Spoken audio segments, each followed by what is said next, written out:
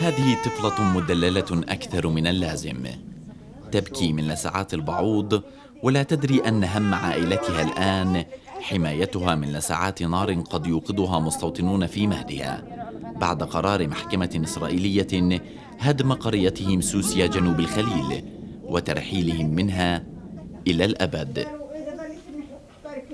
400 فلسطيني في سوسيا لا يقلقهم العيش في الكهوف ولا النوم بين الأفاعي والعقارب، ما يقلقهم أن يستفرد بهم المستوطنون وجيشهم بعد خروج المتضامنين الأجانب من القرية.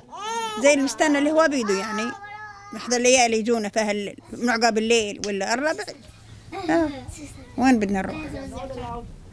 وجود المتضامنين الأجانب يشعر السوسيين بالأمن أكثر مما يشعرهم طلب أمريكا من إسرائيل العدول عن قرارها بهدم الخربة وترحيل سكانها.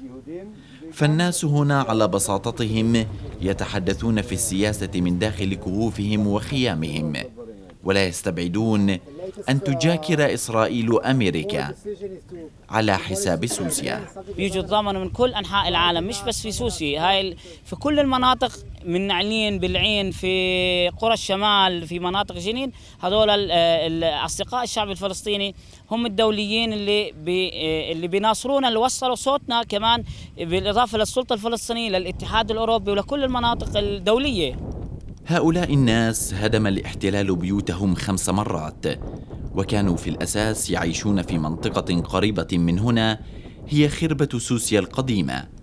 طردهم الاحتلال منها قبل 30 عاما ليسكنوا بعدها في أراضيهم بين الخربة الأثرية ومستوطنة جديدة تحمل اسم خربتهم.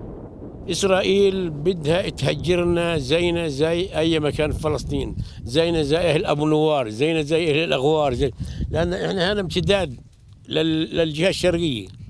إن إذا نجحوا هان بنجحوا فينا قري لحد آخر الأغوار، وبيسكروا الضفة الغربية، لا في دولة ولا في شيء. السوسيون مثل كل الفلسطينيين لم يعودوا قادرين على إخفاء سوسة الخوف والعجز إذا ابتعد العالم عنهم وتركهم لمصيرهم. ومصير الشعوب الضعيفة المحتلة أسود من دون عالم عادل. فليقل ياسر عرفات إن شعبه شعب الجبارين، لكنهم في الحقيقة عاجزون، لدرجة أن النساء هنا لا يغيب صوت الدبابات عن خيالهن، ويسرحن في صور مؤلمة منبعها الخوف من النهاية. يعني تصور الأطفال إنهم من الخوف والرعب والصريخ، البنات مع الأولاد إنهم حتى ببولوا تحتهم. شو بدي أقول لك، يعني شو أكثر من هيك؟ يعني صاروا يرجموا علي حجار. عندي النقطة لازم أخذ الكنبوت. اسكت انت. يتمنى فلسطينيو سوسيا ألا تطلق هذه الإوزات جرس إنذارها المبكر، كما فعلت قبل آلاف السنين عندما كانت توقظ الرومان لتحذرهم من هجمات أعدائهم. كل ما يستطيع فعله الناس هنا لو صاحت الإوزات في الليل عند قدوم الأعداء أن يستيقظوا ليموتوا واقفين. من قرية سوسيا في الخليل، عميد شحادي، وكالة وفا.